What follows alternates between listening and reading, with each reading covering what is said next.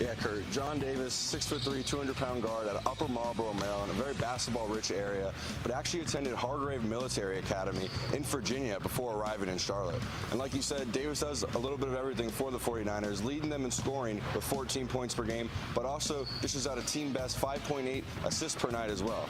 But scoring is what Davis does best, as he's recently reached 1,000 career points, becoming the 6th fastest player in 49er history to reach that mark as just a junior. So keeping him in track tonight will be very essential for the Duke. Yeah, I thought it was a typical first half, what we expected from these two teams. They really want to slow it down and get good opportunities when they do get in the offensive end, especially Chantilly, when they are anchored by their defense, their two Division III defenders, and their goalie, who is not playing today, but he is a Division III lacrosse commit as well. So they like to play from the back and get good quality chances, which I thought we saw as they took their time in the offensive end. You're a former all-region receiver for Yorktown back in 2012, so you've been in these moments. What is going through the minds of these kids right here before kickoff? I mean, these kids are fired up, especially Westfield playing their first home game of the year.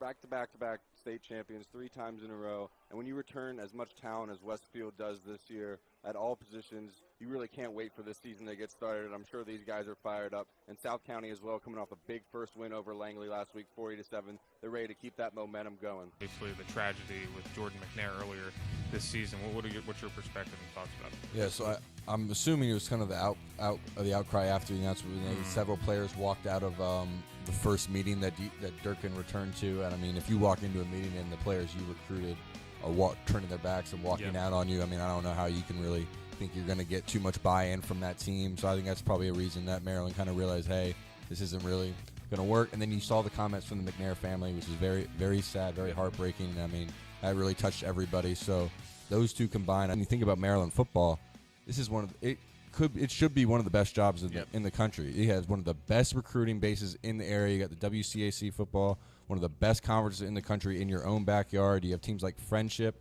routinely putting out teams in the DC area. This should be one of the top jobs. It's one of the top, probably the top Under Armour school. The founder of Under Armour went there. You have all the money in the world, all the uniforms, everything. It should be a big-time program. Hey, everybody. Nick Yore here, joined alongside by analysts Brandon Green and Tori Gray. And here we're going to break down some WCAC playoff previews. I'm a fan you are of Caleb Williams and how good of a quarterback he's been, just a sophomore, and has offers from some of the biggest schools in the country. And so you're saying even he doesn't have a chance against this St. John's team? Is it that powerful of a Cadets team? So we'll move on to the second semifinal, another rematch. Good Counsel at DeMatha. Should be a great low-scoring defensive battle, 2 strong defenses, 2 strong running games. What do you think is going to be the difference in this game since both these teams are so similar, Brandon? It was Marshawn Lloyd with DeMatha, total beast. We've done a segment on him here. You really like him in that. It'll be a great one, and we will give our thoughts on that next week on the show, as it will be. The game will be next week as well. So remember to check out both semifinal games in the WCAC this week.